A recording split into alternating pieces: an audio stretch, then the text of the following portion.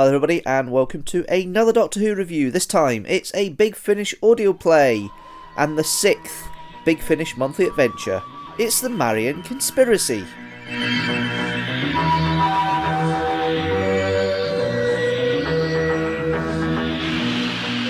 So here we go, the Marian Conspiracy.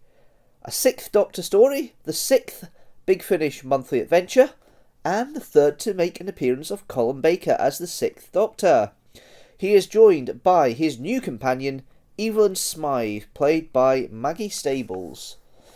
So, the basic plotline is that the Doctor has been tracing a signal in time where there's a potential paradox. He ends up in a lecture hall where Evelyn is lecturing her students, and at the end of this, the Doctor ends up going to Evelyn's rooms just to prove who she is and where she is. She goes to do some research with her genealogy and finds that the paperwork is missing information, was fading before her eyes.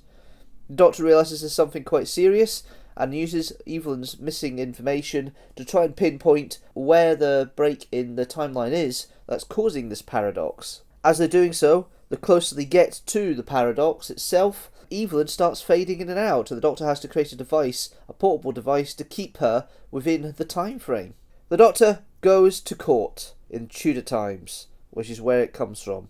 Evelyn is a history lecturer, and her speciality is the Tudor era, especially the Elizabethan era, and that's where it seems to be coming from.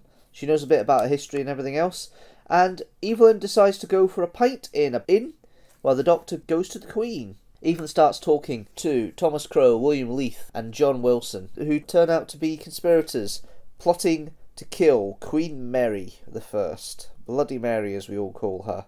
It's 3 years before she passes, but even though there's a kind of confusion whether Evelyn thinks it's Elizabethan era, she praises good Queen Bess at one point, causing a ruckus in the inn, and then George Crowe and William Leith and John Wilson get her to their secret hidey hole where Reverend Thomas is hiding away and plotting away. In the meantime, the Doctor meets up with the Queen, who's not feeling too good and is currently in confinement because she believes she's pregnant. The Doctor gives her some kind words and she takes to him. In the meantime, Evelyn has found out more plots about trying to murder Queen Mary, and after some shenanigans of her going through her bag to make some cocoa, Reverend Thomas notices some pills which Evelyn says can be deadly. What they are is aspirin, which isn't seen till later. However, a plot thickens. The Reverend Thomas meets up with Francois de Nolez. He is the French ambassador to Queen Mary. He's there with a plot to try and balance his interest to make sure that the Spanish don't get too involved with the English court. Reverend Thomas is there to murder Mary, and they eventually get a plot where initially they think using Evelyn's pills will kill Mary, but that was soon disproven by the Doctor when it's confirmed it's aspirin, and Mary feels a bit better afterwards because she's had constant headaches, and then Thomas is fooled a little bit, and then later on there's another plan to poison the water at the side of Mary's bed, although Evelyn and the Doctor think, even though they have at this point been arrested for treason or plotting to kill the Queen, which is completely wrong, but Thomas has kind of hoodwinked them to it. They escape the tower and they end up stopping the plot with Reverend Thomas. Reverend Thomas ends up getting executed, but not before it's realised that he has been married secretly to Lady Sarah, who is one of Mary's ladies-in-waiting. She has been secretly married to Reverend Thomas since King Edward's time, and has tried to keep it secret. Sarah is spared as she's pregnant, which happens to be the catalyst for the family of Evelyn, because Lady Sarah effectively is one of her ancestors, so is Thomas Smith. And Sarah is spared but goes to be with Queen Elizabeth. All's well, and the Doctor and Evelyn leave the 16th century. Okay, here we go with the characters. Let's go through them and just describe all the actors and how they work in the play.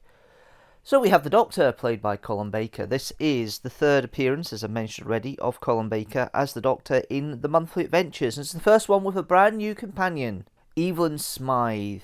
It's still the kind of abrasive Doctor we get at the end of the Trial of a Time Lord. He hasn't quite got to the stage where he's a bit more affable, which is what you see more in Mel's era. The roughness is still there with the Doctor to an extent at this point, and there is the kind of big ego there, which is pricked rather quickly by Evelyn most of the way through. He can't be as bombastic because Evelyn's quite happy to be bombastic back, I think is a polite way of putting it. But Colin Baker doesn't put a foot wrong. I don't see a problem with his performance here. I think it's actually a strong performance.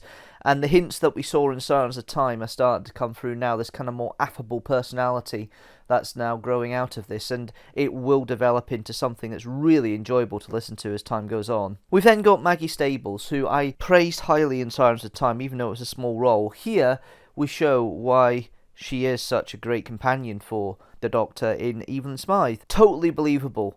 This whole thing about this older woman who is wanting a sense of adventure, has her little eccentricities with her exception of Coco, and her knowledge about the Tudor times. The fact that she wants to travel with the Doctor afterwards with bribery of a chocolate cake, I quite like that.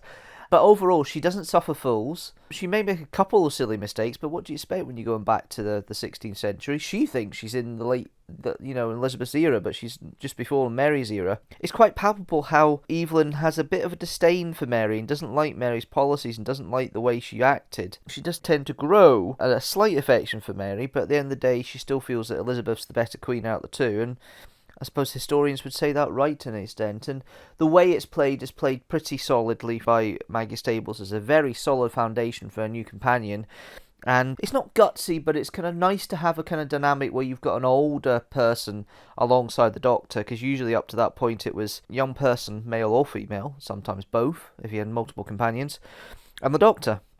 And now it's more the case of an older companion who's not as going to be as open to what the Doctor's saying and doing, and will question him more. And it's really a great little performance that Maggie Stables does, and cements Evelyn as one of my favourite companions of the audio series. That, in fact, to be fair, any of the companions of the Sixth Doctor that are created for Big Finish I've listened to so far are great companions, but Evelyn is the template for how the Sixth Doctor develops into one of the best Doctors in the audio range. And you can tell the rapport between him and Maggie Stables and Colin Baker is very good. It's lovely. It really does feel brilliant. You've then got Thomas Smith, played by Nicholas Pegg. Another appearance from Nick Pegg. He makes quite a few in the early stories. Playing Thomas Smith, Reverend Thomas as he's known throughout most of the story. It's found out that he is actually the Thomas Smith of history for Evelyn. It's an interesting role, this kind of Protestant reverend. The fact that he took advantage of marriage to women back in Edward VI's time, and the character's kind of sly, he's a bit slimy. He's also got an ego on him, which always is interesting to have. And overall, it's quite a nice little turn from Nicholas Pegg, and an enjoyable one to listen to. But he is effectively a foil. He's a stupid foil. He thinks he knows what he's doing, but he actually ends up being quite a fool. And at the end, he tries to grieve penance and then turns immediately. So he's a bit of a vicious man as well. I was going to say the other word, but vicious man. So yeah, he's an interesting one to try and fathom out sometimes. You've then got the Queen Mary, played by Anna Ruddin. Queen Mary has this kind of reputation of being a bit gruff and a bit horrid, but she plays it with a kind of regal air, and is more a softer side of Queen Mary. She has got her beliefs, because obviously she was effectively persecuted for years for her beliefs after her mother was divorced, and you see that side, but it's played with a lot of regalness and a calm reason. Wrong reason, but a calm reason. And I actually like the way it's played. It gives Mary a more sympathetic light than what she's used to. And the way that she talks to the Doctor and has a chat with him when she realises she's pregnant and has the conversation with him, and the way he's able to placate her is really quite well done between the two of them. It's a lovely little set piece. And Anna Ruddin does a great job as Queen Mary. You've then got Lady Sarah, played by Jo Castleton. She doesn't seem to be much, and it's kind of like the girl in Phantasmagoria. I can't remember her name now, but she's kind of unassuming for most of it. There are hints that she maybe does believe she's more Protestant in her faith, but it's quite well hidden that Sarah was the wife of Reverend Thomas until near the end. And she does seem to be quite devoted to Mary. And it's interesting how that little turn happens near the end, that you think, oh, hang on a minute. When the final plan comes together where there's going to be poison in the Queen's drink in her bedside, I did kind of get the sense it was Lady Sarah at that point. But until then, you kind of think she's a little unassuming, bit of a dreamer. She may have a bit of a nous about her, but it wasn't anything major in that respect. You've then gone Francois de Nolles, by Barnaby Edwards. Again, there seems to be some regular guest cast here. Barnaby Edwards has been a couple as well. Obviously it's early days, so they're going to have kind of a set cast they can utilise. a little bit. He's okay. It's interesting how he managed to get the French accent. It actually works quite well. He's not. It doesn't seem that faux of an accent, and it's an okay role. But he's kind of self-serving, himself and his country, which is what an ambassador usually would do at that time, I suppose. You then got the three stooges, as I call them. George Crowe, played by Sean Jackson. Gary Russell plays John Wilson. And Jez Fielder is back, and this time he's playing William Leaf. The best of the three is William Leaf, played by Jez Fielder. He's obviously the youngest of the three. Evelyn takes a shine to him, and he seems to be well-meaning, and he wants to help. And he seems to take on the role of being the dutiful nephew to Evelyn, which is really cool and really nice to hear and see. And I think that's really quite cute. You've then got George Crowe by Sean Jackson. He's kind of half the comedy element, but he's the one with the family that we know of, and he seems to be more the lackey of Thomas than anything else. And it's played strong enough by Sean Jackson, but there's not much to the character. And then John Wilson, the other one that's really not got much as well, which is Gary Russell. He seems to be the reason one's out the three of them. He seems to be the middleman. You've got William Leaf, who's kind of naive. You've got George Crowe, the one who thinks he knows the world, but he doesn't. And then you've got the middleman, the kind of mediator between the two. It's played well enough by Gary Russell, but you obviously, at this stage, you're trying to get some fill-in parts in. It works quite well for me. Looking at some of the good bits of the plot, it goes along at quite a decent pace. The cliffhangers are quite interesting. The first one is Evelyn toasting Queen Elizabeth and getting into trouble for it. The second one is Evelyn starting to fade out again, and she's going to the tower because she's left a bag at the house where all the conspirators are. The third episode is Evelyn hilariously actually thinking the Doctor, because he goes by the name John Smith in this era when he's asked, thinks that the Doctor is the great ancestor, and the Doctor had to quickly snap her out of it and say, well, if that's the case, then you might still be fading out. So it's kind of like, there needs to be reasons a little bit, and those are the three cliffhangers. And they're not bad cliffhangers, to be fair. They are set up to work quite well. So you got the whole thing about Evelyn's ancestors, and it's John Whiteside Smith is the name of her ancestor. That's why she thinks it might be the Doctor who's the ancestor, but it's a bit weird since he's a time travel, but I suppose she lets that go. The whole history that she has about it and how she wants to go back and find out what's happening, and the Doctor finds that she's the nexus point for the paradox that's happening, is interesting. The Doctor tries to name drop. He name drops about Darwin, and he also name drops about Socrates, which I think is interesting. And she goes, oh, really? Oh, she doesn't really believe him at that point, even though they're still on Earth at that point.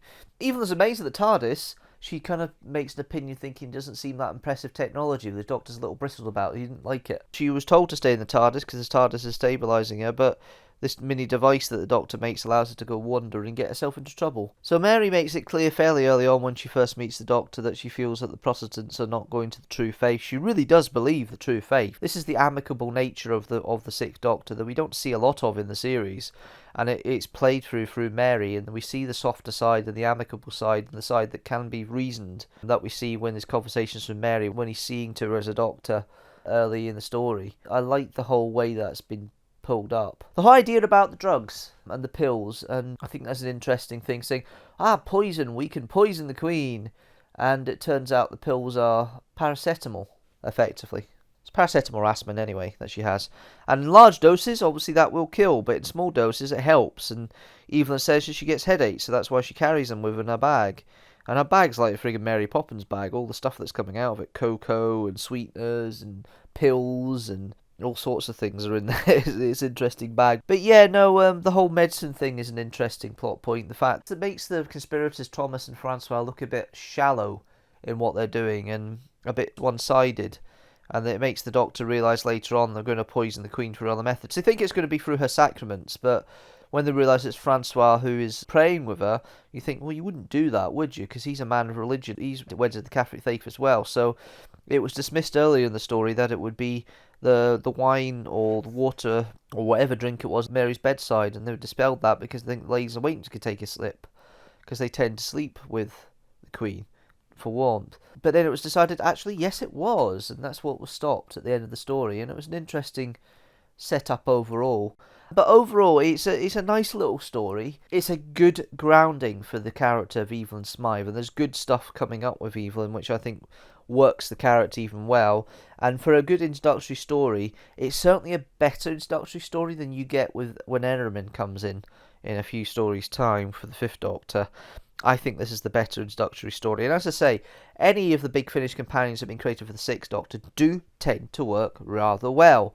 And that's the thing with Colin Baker's era. He's got that gap between Trial of a Time Lord and Time of the Rani where you can actually expand on him and develop character. And he is one of the most prolific of the Doctors in his audio stories. I think Paul McGann and Tom Baker have more, but he's the most prolific of the original three. Colin Baker's, Weston McCoy and Peter Davison, that started all the way back in 1999. I would recommend listening to it. It's a nice little romp. It's easygoing. It's not hard. The plot line's pretty simple to follow, and the writing by Jacqueline Rayner, it's got that feminine touch to it, which you see with Mary and Sarah in the way they're portrayed and written, and Evelyn to an extent.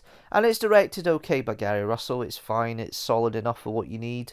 And the music by Alistair Locke, he does try and go into the kind of period a little bit, but it's interesting compliment. It's not like the previous one couple where he's been trying to keep within the period he's in. He does try and make it more for the period of the Doctor's period, the Doctor's era. This one he is trying to keep it more to what the music maybe would have sounded like at the time, and it works very well. Overall, I would give this a rating of 3.5 TARDISes out of 5. So let's see how that story fits in with the rest of the Big Finish reviews that I've done so far. So the Marian Conspiracy joins Sirens of Time, Phantasmagoria, Whispers of Terror and The Fearmonger with 3.5 TARDISes out of 5. With 3 TARDISes out of 5 is The Land of the Dead. That's it. Thanks guys for watching as always, and listening of course, for this, because it is an audio review. But if you like this video, don't forget to like it and share it with the hashtag Teamstructor, and don't forget to hit that subscribe button and the notifications bell so you know when a new video comes out. General rule, new video every Sunday at 4 PM GMT. And if you like to help with the channel, you can go to the Patreon page at patreon.com/Deanstructor. For as little as £1 or $1 a month, you can help support the channel. I'm back on Sunday with another video at 4 PM GMT, which is the general rule, but we do have videos during the week like this one. Until then, thanks guys for watching and listening, and I'll see you later.